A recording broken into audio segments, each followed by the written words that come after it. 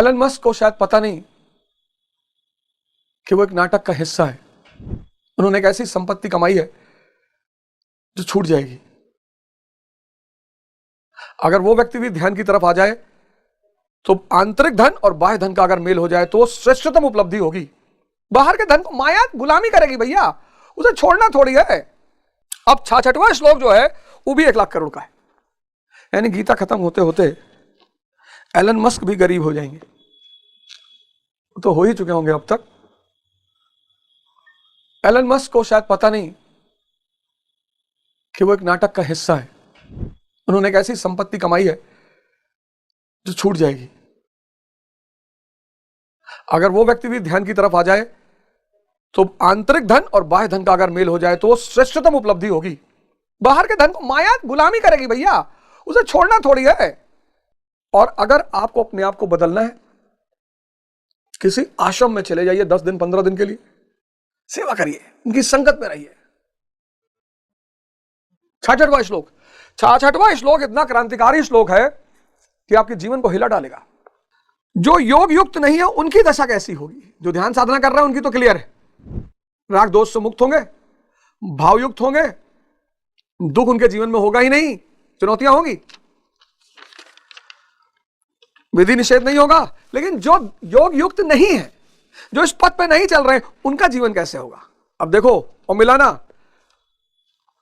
66वां श्लोक, नास्ति बुद्धिर युक्तस् न च युक्तस् भावना न चा भवता शांतिरा शांतस् कुत सुखम। योग साधना रहित पुरुष के अंतःकरण में, योग साधना रहित पुरुष, योग साधना रहित पुरुष यानी जो ध्यान नहीं कर रहे हैं, और स्त्री, अब स्त्री को भी जोड़ेंगे क्योंकि वो समाज का बराबर का हिस्सा है। योग साधना रहित पुरुष और स्त्री, पुरुष जब हम कहते हैं तो सामान्य जीव के लिए भी होता है, जीवन के लिए भी, लेकिन इस योग साधना रहित पुरुष और स्त्री के अंतःकरण में निष्काम कर्म युक्त बुद्धि नहीं होती। इनके अंतःकरण में, अंतःकरण में क्या नहीं होता? निष्काम कर्म युक्त बुद्धि, काम कर्म युक्त बुद्धि नहीं होती। क्या है निष्काम कर्म युक्त बुद्धि? पिछले श्लोक में मैंने समझाया है। नजर कि विचार विषय चिंतन की तरफ भाग रहे हैं, इष्ट चिंतन की तरफ।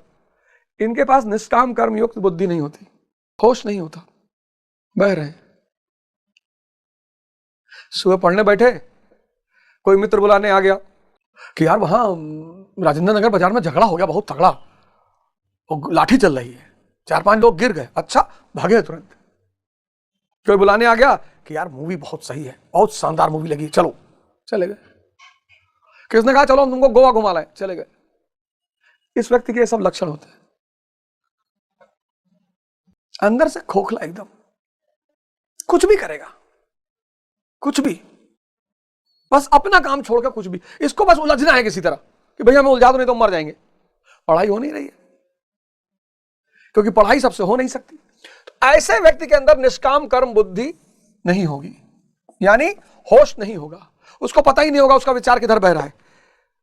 उस आयुक्त के अंतःकरण में भाव नहीं होता। अब निष्काम कर्म बुद्धि नहीं होगी तो भाव नहीं होगा, यह बहुत बड़ी बात है। इससे आज मेजॉरिटी लोग, सबसे कीमती बात, ये भाव नहीं होगा।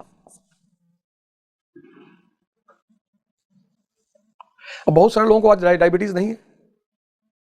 भाव जानते हैं किस शब्द का नाम है? ग्रैटिट्यूड। आप कभी किसी शुगर वाले पेशेंट के साथ बैठकर देखिए, डरा हुआ है, मिठाई लाइए उसके सामने कांपने लगेगा, द्वंद्व का शिकार, लड़ाई शुरू हो जाएगी। मन कहेगा खा ले, शरीर कहेगा खाए तो किडनी गई, आंख गई, लीवर गया, हार्ट गया।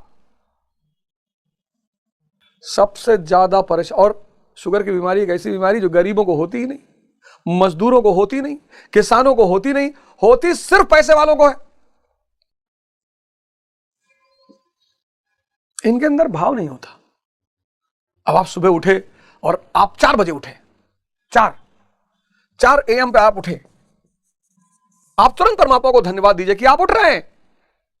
बहुत सारे लोग उठ ही नहीं पा रहे हैं, मरे जा रहे हैं, गिरे जा रहे हैं, लड़े जा रहे हैं, उठ ही नहीं पा रहे। आप 6 घंटा बैठ के पढ़ लिए, 6 आवर्स, आप भगवान को धन्यवाद दीजिए कि वाह भगवान, आंतरिक शक्ति इतने दियो कि 6 घंटा पढ़ लिए। आपको दिन भर अच्छा भोजन मिला है, आप धन्यवाद दीजिए।